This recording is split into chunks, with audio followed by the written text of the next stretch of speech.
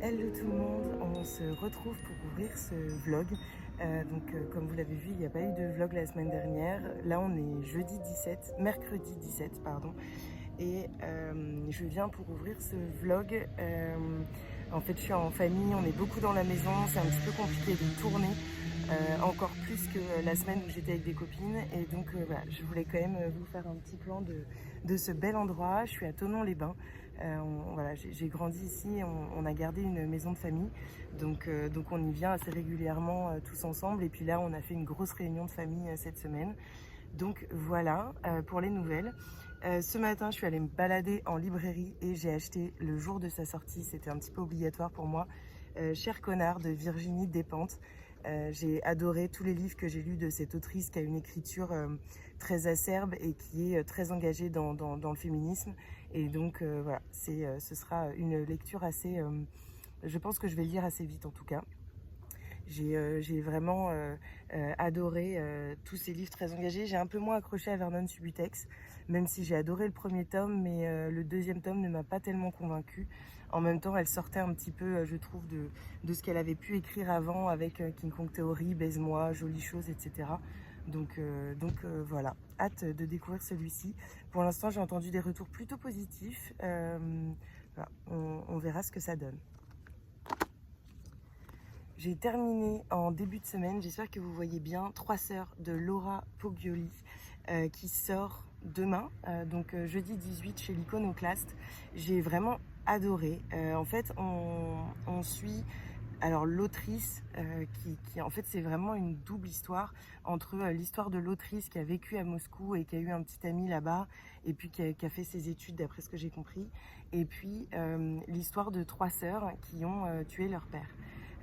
Il s'avère qu'en Russie, les violences domestiques ne sont pas vraiment reconnues et l'autrice s'attaque à un sujet un petit peu compliqué, touchy, mais elle le fait avec brio. J'ai trouvé l'écriture très acerbe. J'ai trouvé ce livre extrêmement bien documenté. D'ailleurs, l'autrice nous amène en fait dans toutes ses recherches, tous ses questionnements, parce qu'elle nous parle un petit peu de là où est-ce qu'elle a trouvé les où est-ce qu'elle a découvert cette histoire et puis comment est-ce qu'elle a fait, dans quels journaux, quelles rencontres elle a fait pour pouvoir un petit peu approcher au plus près l'histoire de ces trois sœurs et de ce crime qui déferle la chronique en Russie parce que forcément la Russie n'est pas tellement en accord avec la vague qu'il y a eu dans les pays occidentaux sur MeToo. Donc ça a été une histoire assez compliquée. D'ailleurs, je crois que les trois sœurs ont été mis à l'abri à une période. Enfin bon, voilà. En tout cas, j'ai adoré ce livre il sort donc demain. Il sera sorti déjà depuis une semaine quand vous verrez ce vlog. C'est vraiment un livre que j'ai adoré et que je ne peux que vous conseiller. Comme je vous l'ai dit, hein, l'écriture est vraiment acerbe et puis il y a quelque chose de très entraînant. On a du mal à lâcher le livre parce que ce soit sur l'histoire des sœurs ou que ce soit l'histoire de Laura ou de ses recherches justement, il y a quelque chose de très intelligent dans ce qui est écrit et de très magnétique, j'ai trouvé dans l'écriture. Voilà pour ce roman. Je suis en pleine lecture de Chouette de Claire Ochetsky, qui est un roman sur un enfant chouette, en fait sur le handicap, la maternité et le handicap. C'est un livre qui m'a été très très bien vendu par la maison d'édition Phébus et j'avais vraiment hâte de le commencer. Alors c'est assez étrange, c'est fantastique et en même temps très ancré dans le réel, mais j'aime beaucoup alors l'écriture est vraiment intelligente, je trouve en fait qu'elle est absolument magnifique, il y a des tournures de phrases très très belles, des métaphores très très jolies et j'adore me plonger dedans. Par contre c'est assez compliqué, parfois je suis un petit peu perdue et je pense que je vais commencer un autre livre en parallèle, comme ça j'en lirai deux. Celui-ci sort le 25 août, donc très bientôt et j'espère l'avoir terminé à ce moment-là pour pouvoir vous en parler dès sa sortie. En tout cas c'est vraiment un superbe roman et je trouve que toute cette question de la maternité et de l'enfance avec un handicap est très très bien travaillée dans ce livre. D'ailleurs l'autrice est elle-même la maman d'une petite fille qui est porteuse d'un handicap, d'une différence et c'est ce qui rend je pense ce livre extrêmement authentique et extrêmement juste. Voilà. Je vous en reparlerai très vite, je pense dans ce vlog, et puis de toute façon dans une deuxième vidéo sur la rentrée littéraire qui, je pense, sortira mi-septembre quand j'aurai un petit peu avancé sur cette rentrée. Voilà. J'espère que vous allez bien et on se retrouve très vite.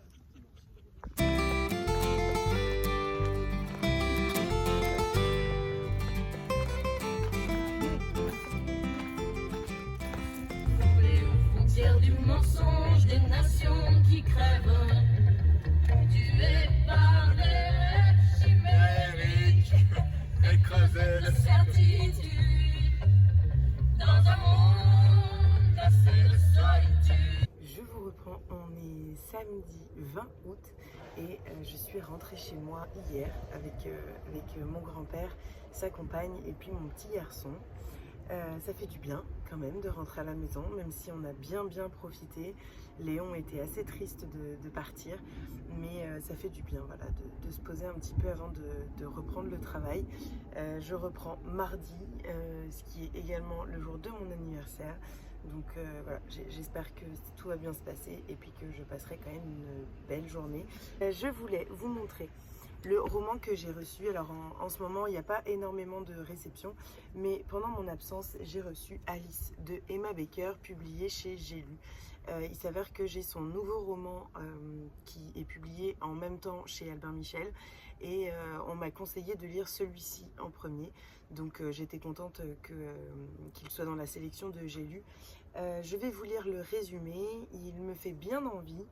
Notamment en septembre, un truc enfin voilà, un roman qui a l'air un petit peu doux et voilà, je vous lis le résumé. Alice a 21 ans, le bel âge dit-on. Mais très tôt, prise dans la tourmente du divorce parental, comment pourra-t-elle encore croire à ce cliché? Vaillamment, elle fait front et reste vivre avec ses sœurs dans l'immense appartement parisien, occupé durant des années par la famille. Appartement refuge et prison, appartement liberté aussi, car désormais la vie lui tend les bras. Alice fait la rencontre d'Emmanuel, de 20 ans son aîné, et leur peau, leurs mains, inventent aussitôt un langage trouble et sensuel, ce qui ne devait être qu'une relation de pur plaisir évolue, en dépit de règles du jeu que l'on croyait immuables. Alice, toute d'insouciance et de légèreté, devra quitter au fil du livre et des années ses vêtements de petite fille et s'inventer sa propre vie amoureuse. Un roman qui me fait envie, tout autant qu'il me fait peur parce qu'il y a beaucoup de romances d'après ce que j'en sais, mais j'avais très envie de le découvrir et très envie de découvrir cette autrice. Donc on va voir ce que ça donne. J'ai terminé sur Makobo 3 ENC Charleston ces dernières semaines. Je crois que je vous avais fait part de mon abandon de Les filles du Nouveau Monde. Enfin, abandon à très peu de pages de la fin, mais j'y arrivais plus. Et puis j'étais en retard dans mes lectures et j'ai pas voulu persévérer. J'ai terminé La romance de Noël sous un ciel étoilé de Clarisse Sabar, qui sort je crois en octobre. J'ai vraiment beaucoup aimé. Alors après, c'est un roman de Noël, hein, c'est très simple. Selon moi, ça ne vaut pas ces romans en dehors, voilà, des ambiances de Noël qui sont très historiques, très profonds. Là, on est sur quelque chose de très simple, de très doux, de très fluide. Une romance un petit peu à l'eau de rose et puis des histoires de famille, voilà, très simple et dont on sait un petit peu l'issue, mais j'ai beaucoup aimé, j'ai vraiment apprécié. Je suis en train de finir La romance de Noël de Sophie Jomain. Je devais lire Le domaine de l'héritière, mais en fait je voudrais terminer par celui-ci pour cette aventure.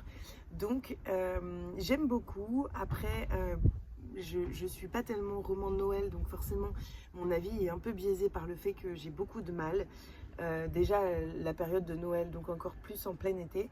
Mais j'aime beaucoup, j'adore la plume de Sophie Jomain et je trouve l'histoire assez drôle. Donc voilà, je vous en reparlerai à sa sortie de toute façon. Il me reste quand même à peu près la moitié, un peu moins je pense. Ensuite, j'ai terminé Chouette, dont je vous ai déjà un petit peu parlé dans les plans précédents. C'est de Claire Olszewski et c'est publié chez Phébus. Je vais vous lire le résumé et puis vous parler un petit peu de mon ressenti.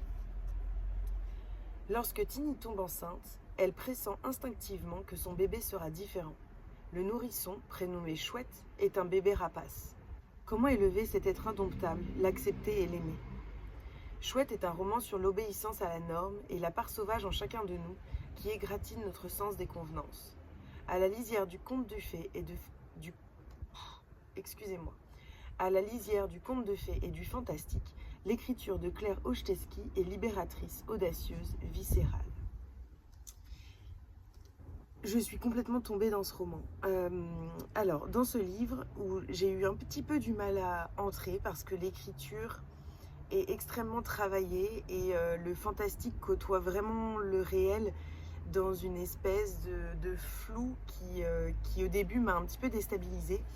Mais au fil de ma lecture, j'ai vraiment pris énormément de plaisir à découvrir cette histoire, à découvrir l'histoire entremêlée de cette autrice qui est également la mère d'une petite chouette, d'une petite fille différente avec un handicap qui la rend unique. Voilà. Et dans ce roman, on aborde vraiment la question de la parentalité, de la maternité, face aux difficultés que peuvent rencontrer nos enfants, face à la difficulté d'élever un enfant qui s'avère être différent des autres, en dehors des normes de la société. J'ai vraiment adoré l'écriture, comme je vous l'ai dit, est très travaillée, très intelligente. On sent qu'il y a eu un vrai travail au niveau de l'écriture. C'est très poétique, vraiment très très poétique. Ce qui se mêle aussi voilà, à la luminosité et au fantastique qu'on retrouve dans ce roman, très onirique. Enfin voilà, il y a vraiment quelque chose qui nous fait voyager dans d'autres contrées tout en étant vraiment ancré dans le réel, et j'ai vraiment apprécié ce roman. Je vais débuter, je pense, bientôt le domaine de l'héritière de Lucinda Ragley, sûrement demain ou après-demain. Là, je suis sur plusieurs lectures en même temps, donc je termine Les personnages de Sophie Jomain. Je vais également lire, en tout cas terminer l'écoute des Hauts de Hurlevent de Jane... Ok, j'allais dire Jane Austen, de Emily Bronte. J'adore vraiment beaucoup. J'avais du mal à me lancer dans la lecture et puis en fait en audio c'est passé tout seul. Et j'ai adoré cette écriture très travaillée, très aristocrate, cette belle écriture, ces belles métaphores, ces belles tournures de phrases. C'est vraiment souvent ce que j'aime retrouver dans des classiques de ce genre, et je suis totalement conquise par mon écoute des Hauts de Hurlevent. Voilà. Je vous tiens au courant, puis de toute façon je vous reprends demain ou après-demain pour vous parler un petit peu de mes lectures en cours et puis pour vous faire une petite annonce. Je vous reprends, on est mercredi 24, on est dans l'après-midi, il est 17h20 à peu près. Je ne vous ai pas repris dimanche, lundi, mardi, tout simplement parce que ça a été un petit peu la course. Alors déjà j'ai fêté mon anniversaire, le même jour mon fils a été malade, et le même jour j'ai repris le travail, donc ça a été un petit peu compliqué. Et puis les autres jours, en fait, on en a profité, on a vu des copains, on a bu des apéros à la maison, on est parti faire une journée à la Villette où on a visité une expo qui s'appelle Pop Air, je crois, qui est à la grande halle de la Villette. C'était vraiment super avec nos deux petits bouts. C'était un joli moment, même si j'ai trouvé ça excessivement cher. Mais bon, d'après ce que j'ai compris, c'est le prix un petit peu partout de ce genre d'exposition. Mais bon, ça montre que la culture n'est quand même pas accessible à tous, et je trouve ça un petit peu triste quand même de faire payer une exposition qui est en soi assez rapide, 20 € par personne, voilà. Bon. Mais c'était très sympa, il y a des jolies couleurs, Léon a adoré, et bon, c'est ce qui compte, hein, on va dire ça comme ça. J'ai plein de choses à vous dire. Je vais vous montrer un petit peu mes réceptions. J'ai reçu 2 choses notamment, et un ami m'a offert un livre. On va commencer par là, et puis après je vous parlerai de mes lectures. Un ami m'a offert pour mon anniversaire le premier tome de One Piece. Donc c'est de Eiichiro Oda. Voilà, je sais qu'il y a énormément, genre je sais plus, 1000 épisodes de l'animé et au moins 100 ou 150 livres, je ne sais pas exactement en fait. En tout cas, j'ai jamais voulu me lancer dedans. Et puis bon, bah voilà, il a décidé de me l'offrir pour que je sois obligée. Donc je vais le lire et je vous en dirai des nouvelles quand je l'aurai terminé. J'ai également reçu ce matin, dans ma boîte aux lettres, le dernier roman de Stephen King, Billy Summers, donc qui est publié chez Albin Michel. Je n'ai absolument aucune idée de la date de sortie, mais j'essaierai de vous la mettre en dessous. Je vais vous lire le résumé.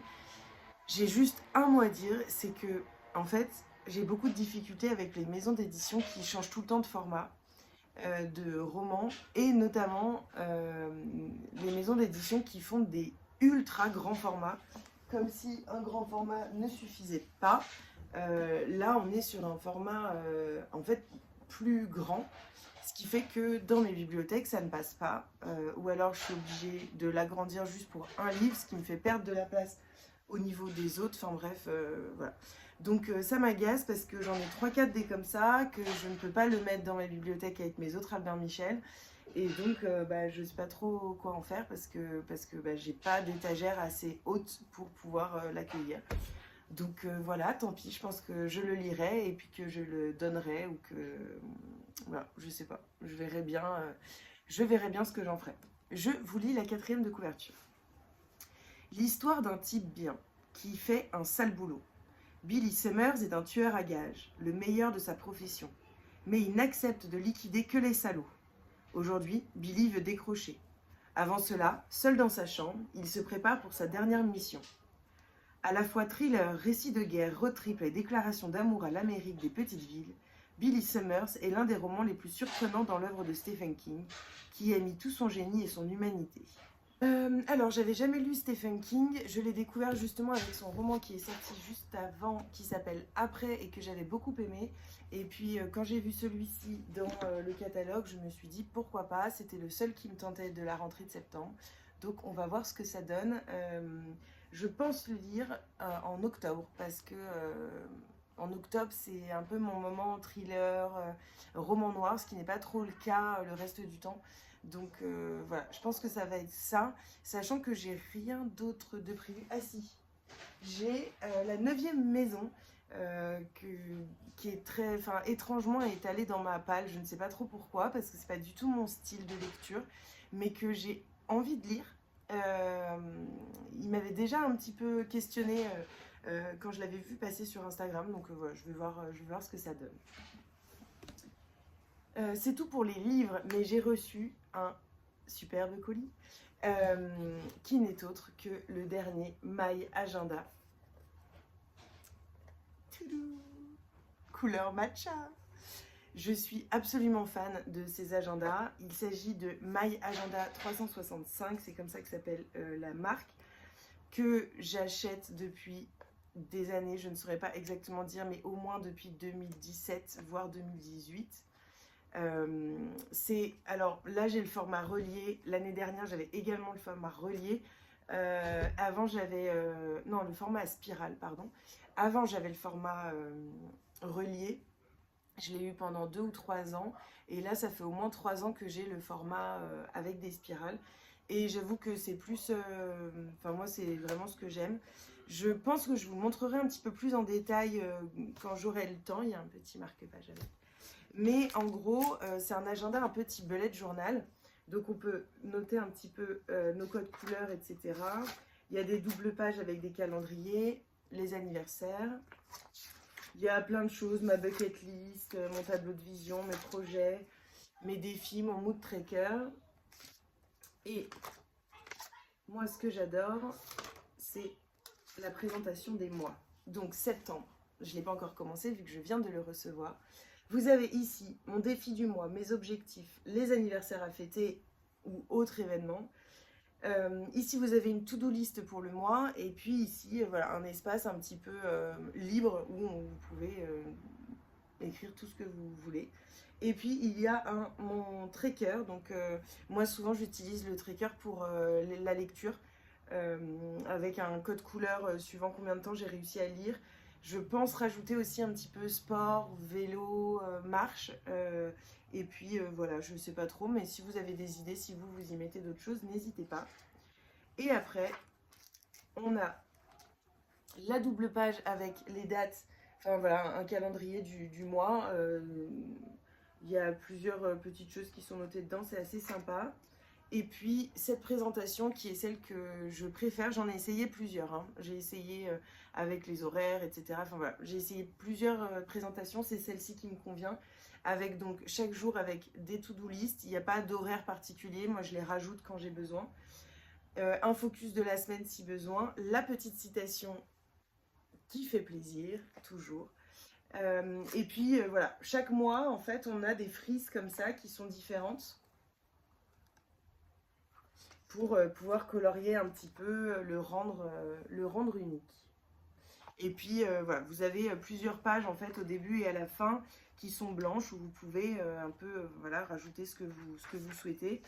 À la fin, on a également mon budget, des pages budget, pages livres.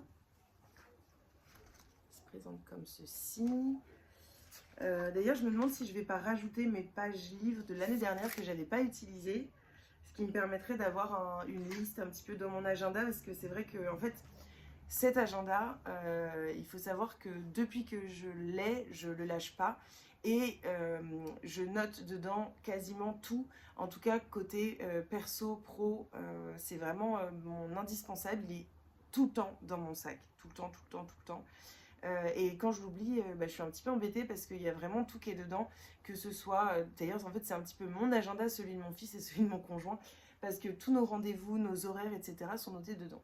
Voilà, c'est un peu mon indispensable. Mais je pense que je vous en reparlerai mieux dans une vidéo que je pense tourner en septembre sur mon organisation, notamment au niveau de la lecture, mais plus globalement, mon organisation tout court, justement pour pouvoir vous parler un petit peu de cette jolie marque qui d'ailleurs m'a fait un excellent cadeau parce qu'ils m'ont contacté pour me proposer de découvrir leurs produits. Et je pense qu'ils ne savaient pas, ou qu'en tout cas ils ne se sont pas rendus compte à quel point j'étais une grande fan de leur boutique. Vraiment depuis longtemps. J'ai acheté plusieurs de leurs agendas dans différents formats. J'ai acheté des notebooks, j'ai acheté leurs stickers. Enfin voilà, vraiment je suis fan. Donc trop heureuse. Et puis alors ces petites pochettes, on peut penser que c'est juste un petit plus, mais ça permet plein de choses. Je sais que eux, ils l'utilisent beaucoup pour du vrac, etc. Moi, je l'utilise en pochette à livre. C'est très pratique, ça prend pas de place et ça protège un petit peu le livre. Donc voilà, j'adore. Et pour l'instant, il va protéger mon agenda parce que j'ai également demandé, on m'a offert 2 jolis cadeaux. J'ai également demandé une jolie pochette, mais elle n'est pas encore arrivée parce qu'ils étaient en rupture de stock. Donc je vous montrerai tout ça au moment où je la recevrai. Ensuite, j'ai terminé ce week-end, j'ai pas chômé, les Hauts de Hurlevent que j'ai écouté en audio jusqu'aux 100 dernières pages, à peu près, oui. Je crois que j'ai lu les 100 dernières pages en version papier. J'ai eu un gros coup de cœur pour les Hauts de Hurlevent. Pourtant, j'en attendais beaucoup et j'avais vraiment très peur d'être déçue. Mais c'est un roman qui m'a complètement conquise, que ce soit par le style d'écriture qui est très soigné. Enfin voilà, c'est une écriture de l'époque, donc c'est très beau, il y a de très jolies métaphores, les mots choisis le sont très bien et sont très beaux. Voilà, il y a une espèce de langue aristocratique qui m'a beaucoup touchée. Et cette histoire m'a conquise. Voilà, je pense que vous connaissez ce roman. Je trouve que c'est tellement dur de parler d'un classique, voilà, à part vous dire que ça a été un énorme coup de cœur et que je me suis vraiment attachée aux personnages tout en étant extrêmement agacée par eux. La lecture audio, je pense, a aidé ma lecture, même si parfois j'avais tendance à être un petit peu embêtée par le fait que ce soit en audio et que je puisse pas lire ces jolies phrases justement directement. Mais en tout cas, j'ai vraiment adoré ce roman. Oh, merci mon cœur. Mon fils m'amène un petit verre d'eau. Merci mon bébé. J'ai également terminé Outlander de Diana Gabaldon, que j'avais énormément entamé. J'étais à 350 pages, donc il me restait un peu plus de la moitié, même un peu beaucoup plus que la moitié. J'ai adoré, même si pour le coup, vu que j'avais vu la série, revu la série, que j'avais vu toutes les saisons, forcément je m'attendais, mais j'ai beaucoup aimé l'écriture. Vraiment, vraiment, vraiment beaucoup aimé l'écriture et j'ai adoré cette plongée voilà, dans l'Écosse de cette époque-là, auprès de Claire.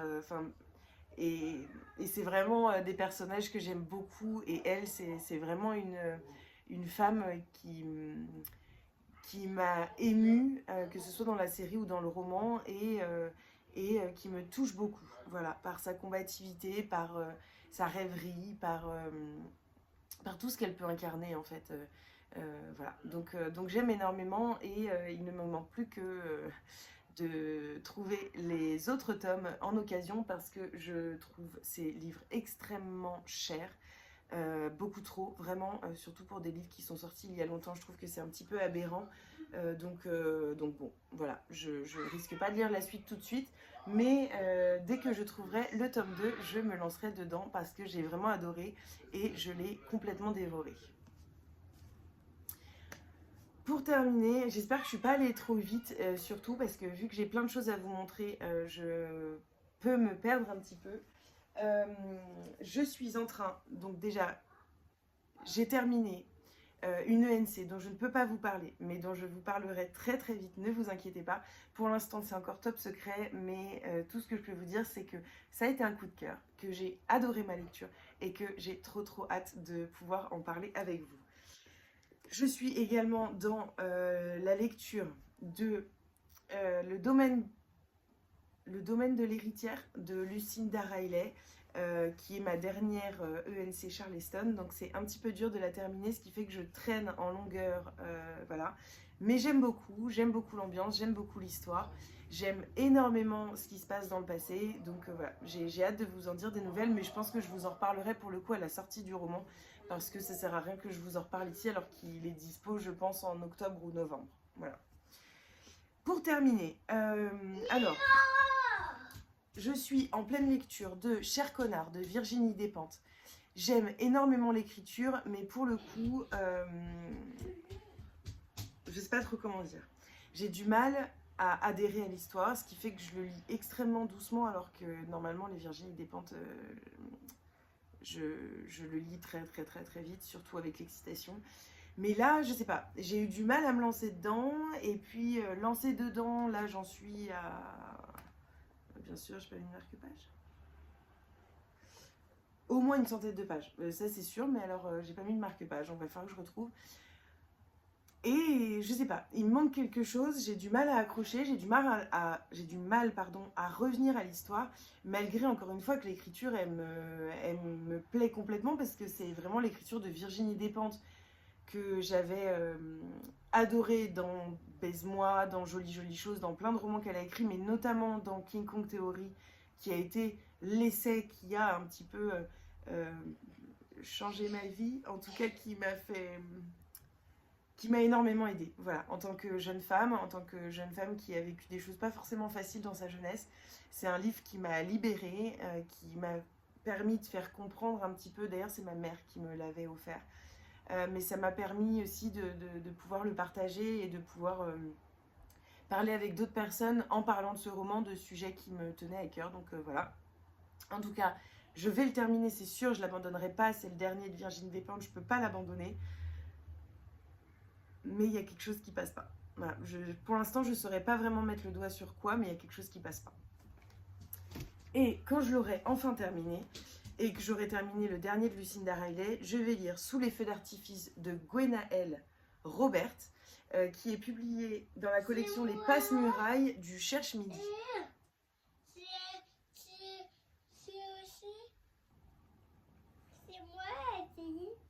Tu veux faire les photos? Tu voudras faire les photos avec maman? Tu feras les photos avec moi. Donc, Sous les feux d'artifice de Gwenaëlle Robert, qui est publié dans la collection Les Passe-Murailles du Cherche-Midi. Il est sorti mi-août, je crois. Je vous en ai déjà un petit peu parlé. En tout cas, je vous avais lu le résumé. J'ai vraiment hâte de lire. Il a l'air un petit peu étrange, mais je crois que c'est ça qui m'attire. Et puis, bien sûr, Benoît me l'a conseillé. Et quand Benoît me conseille un roman, je fonce tout de suite et j'accepte de recevoir le livre. Donc voilà, je vous en reparlerai bientôt. Coucou, on se retrouve, on est jeudi soir, il est 20h40. J'ai absolument pas eu le temps de vous prendre avant et on vient de coucher mon petit garçon, donc je peux pas trop faire de bruit dans le salon. Je vous reprends pour clôturer ce vlog tout d'abord, et puis parce que j'ai pas mal de choses à vous dire. Alors il n'y aura pas vraiment d'update lecture parce que le seul roman dont je peux, enfin les deux seuls romans dont je peux vous parler, je suis encore en train de les lire. Cher connard, j'ai un petit peu avancé, j'ai toujours le même avis, donc ça sert à rien que je revienne dessus. J'ai beaucoup avancé sur le domaine de l'héritière de Lucinda Riley, que j'adore. Vraiment, pour le coup, c'est un des romans, je pense, que je préfère en dehors de la saga des 7 sœurs de Lucinda Riley. Donc je suis super heureuse de terminer par cette épreuve non corrigée pour cette belle aventure qui a été Charleston. En parlant de Charleston, j'ai reçu un roman qui est sorti le 17 août, je crois, Le Prince de Bombay.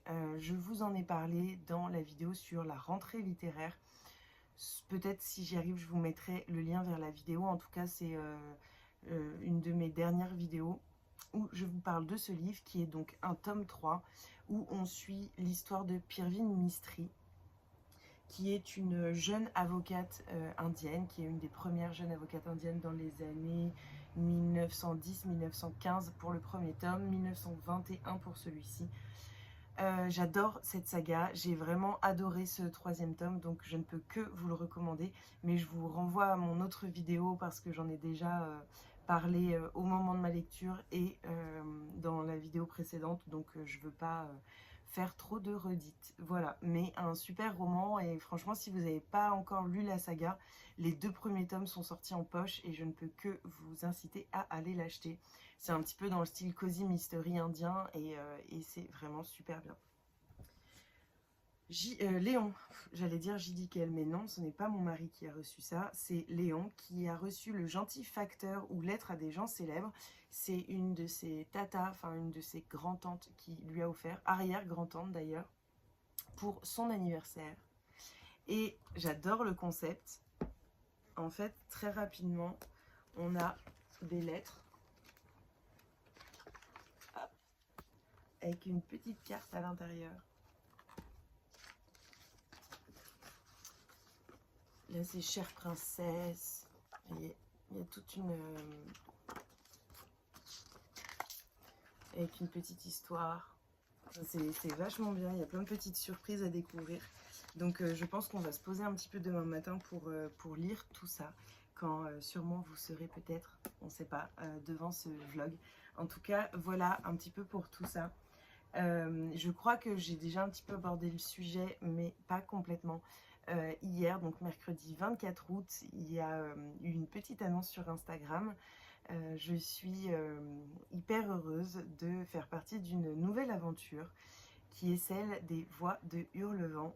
J'ai été contactée par Sarah, Alexia et Marion pour faire partie de cette aventure, pour pouvoir découvrir un petit peu leur jeune maison d'édition qui a 6 mois, je crois.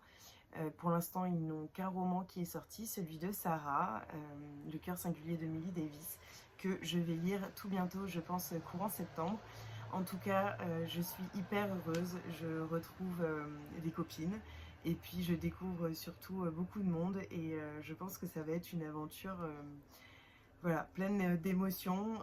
On le ressent déjà à nos échanges, on le ressent déjà à toute la bienveillance que les filles nous communiquent et nous apportent et c'est vraiment voilà, super. Donc je termine l'aventure de lectrice Charleston et j'ai le bonheur et un peu la fierté, je l'avoue, d'être une voix de Hurlevent parce qu'il n'y a pas eu de candidature, hein, on ne savait même pas qu'il y avait ce projet.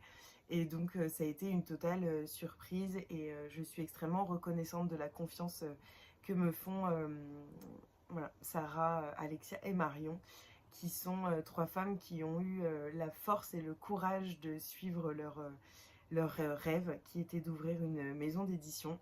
C'est vraiment génial. Voilà, donc je voulais partager ça avec vous et je trouve que c'est une très très belle façon de clôturer ce vlog. En tout cas, j'espère que vous avez passé un joli moment en ma compagnie. C'est un vlog un petit peu spécial qui n'est pas très long et qui en plus court sur 2 semaines. Mais voilà, comme ça j'ai pu vous parler de plein de romans. J'espère vous avoir fait découvrir certains titres, vous avoir donné envie. N'hésitez pas à aimer la vidéo si vous l'avez appréciée, à laisser un petit commentaire en me faisant part de vos réactions, ou en me faisant juste un petit coucou, et puis à partager, je le dis rarement, mais à partager sur les réseaux sociaux, parce que voilà, c'est ce qui permet d'être un petit peu visible, donc n'hésitez surtout pas. Je vous fais des bisous et puis on se retrouve la semaine prochaine.